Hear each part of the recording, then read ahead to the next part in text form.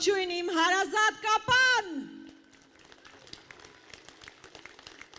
Լավ ենք, չէ՞։ Իրականում տարբեր հարթակներից միշտ ելույթ ունենալու հնարավորություններ ունենում եմ, բայց կարծում եմ ամենապատասխանատու ելույթը հավանաբար իմ համաքաղաքացիների առաջ ունեցած խոսքն է։ Եվ գիտեք, վերջին անգամ, երբ այստեղ էինք 5 տարի առաջ էր, Հայաստան դաշինքը իր կազմով այստեղ էր և 5 տարվա ընթացքում իջև ասեմ, թե ինչ ենք արել և հիմա ոնց ենք պատկերացնում, ես ուզում եմ ասել, որպես կապանցի փորձել եմ անել ամեն բան, որպեսզի կապանցու խնդիրները բարձրաձայնված լինեն, որպեսզի այն անվտանգային մարտահրավերները, որի առաջ մենք բոլորս կանգնած էինք, հնչեցված լինեն և ես խոնարհաբար ուզում եմ ասել, որ իսկապես փորձել եմ ամեն բան անել, վստահ եմ ձեր աչքի առջև է եղել։ Սիրելի համաքաղաքացիներ, 5 տարի առաջ մենք ասում էինք, որ եթե այն իշխանությունը, որ պատերազմ է բերել, պատերազմ է պարտվել, չի կարող ոչ խաղաղություն ապահովել, ոչ անվտանգություն ապահովել։ Եվ ցավոք մենք իրավացի ենք դա ասելով։ Եվ մենք տեսանք, որ վերընտրվելուց հետո 21 թվականից մինչև հիմա մի բան է լավ արել այս իշխանությունը, հանձնել է, եթե աշխարհում մրցույթ լիներ հանձնելու, այս իշխանությունը վստահաբար առաջին տեղը կգրավեր։ 21 թվականից հետո ամբողջությամբ հանձնել է Արցախը, հանձնել է Գորիս-Կապան ճանապարհը, մեր մինչ համայնքային Կապան ճակատային ճանապարհը։ Եվ հիմա էլ նորից մասնակցում է ընտրություններին ասելով, որ հիմա էլ գալիս է այսպես կոչված անկլավներ հանձնելու, Տիգրանաշենը հանձնելու, այն ճանապարհը, որով մենք ամեն օր գնում և գալիս ենք։ Եվ սա մենք միասին պետք է ուղղակի թույլ չտանք։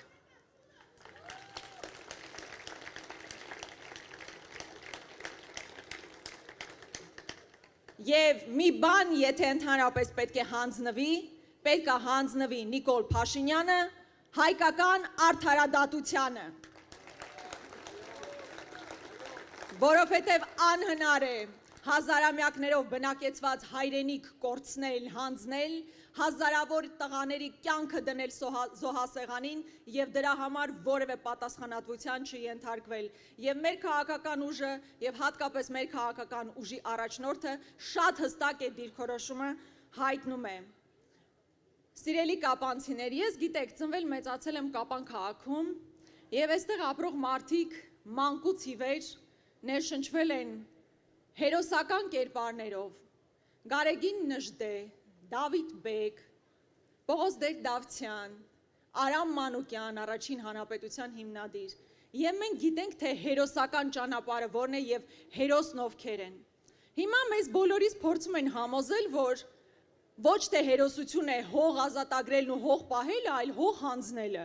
Հիմա այդպես են, չէ, փորձում իրենց դիրքավորել, որ լավ էր, որ Արցախը հանձնվեց, լավ էր, որ այս ճանապարհները հանձնվեցին։ Մենք ասում ենք հակառակը, կապանցին պետք է մերժի ցանկացած նման զիջողական քաղաքականություն։ Մենք իհարկե ուզում ենք լավ հարաբերություններ ունենալ մեր հարևանների հետ, բայց այդ հարաբերությունների կարգավորումը չի կարող լինել սեփական արժանապատվության նվաստացման և ստորացման ճանապարհով և կապանցին որևէ կերպ դա թույլ տալ ուղղակի չի կարող։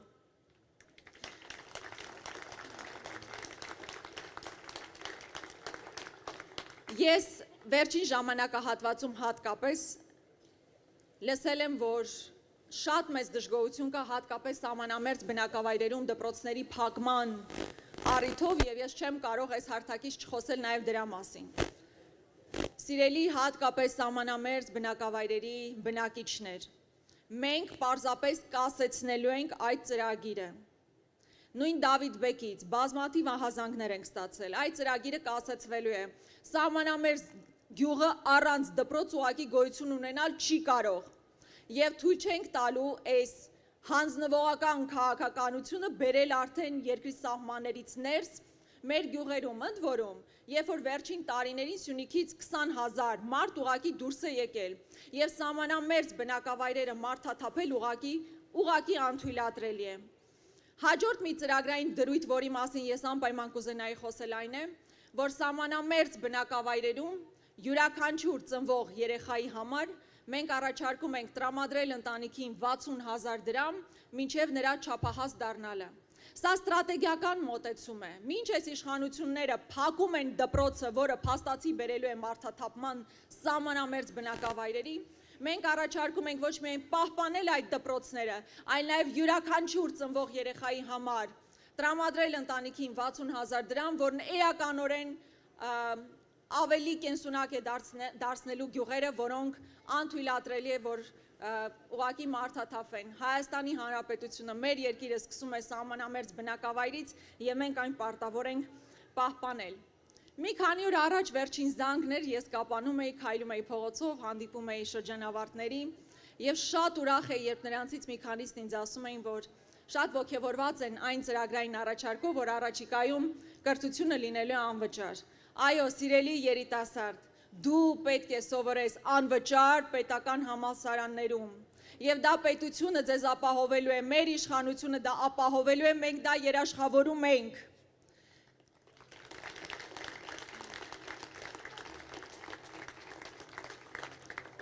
Մինչև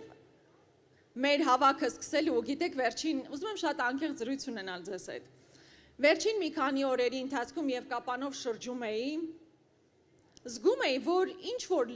լարվածություն չասեմ, բայց վախի մթնոլորտ զգացվում էր, ու ես գիտեմ դա ինչու է, որովհետև մի լայքի համար մարդկանց հեռացնում են աշխատանքի,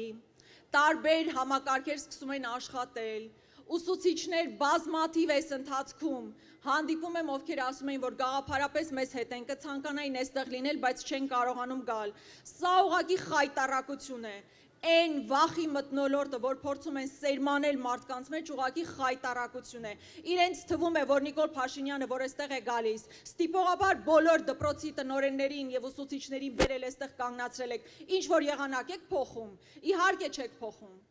Ուսուցիչը երեխա է կրթում և նա գիտի, որ Աստված մի արասցե այս իշխանությունները եթե պահպանվեն, ապա դասագրքերում ամոթալի իրողություններ են արձանագրվելու։ Ընդհուպ մինչև, որ Արցախի հերոսամարտը համարելու են սովորական ճակատագրական սխալ։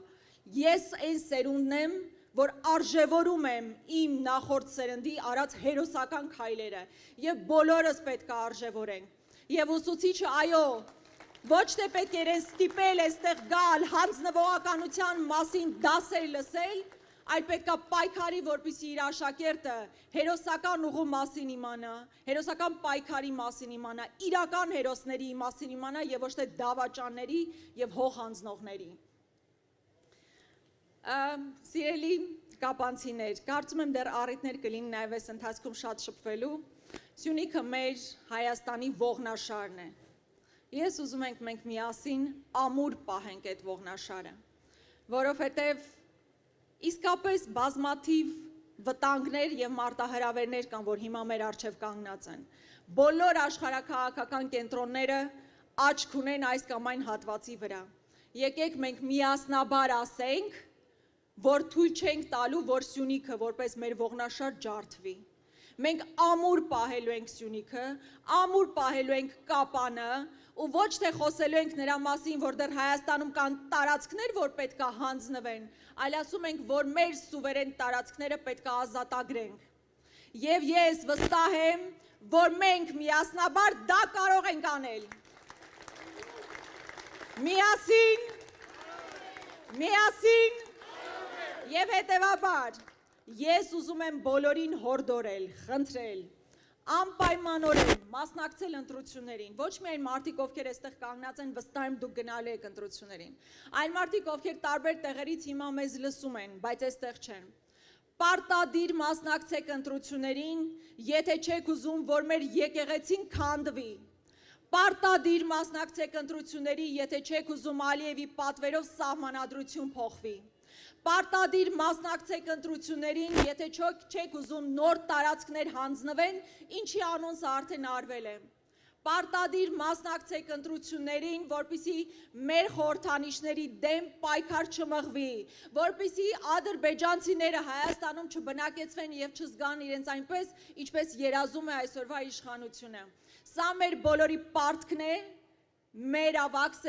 սերունդի նկատմամբ եւ մեր գալիք սերունդի նկատմամբ պահպանել մեր ինքնությունը եւ հանուն դրա պետք է մասնակցել ընտրություններին։ Շնորհակալ եմ շատ։ Բաժանորդագրվեք Արմատ մեդիայի ալիքներին YouTube-ում, Facebook-ում, Instagram-ում եւ Telegram-ում։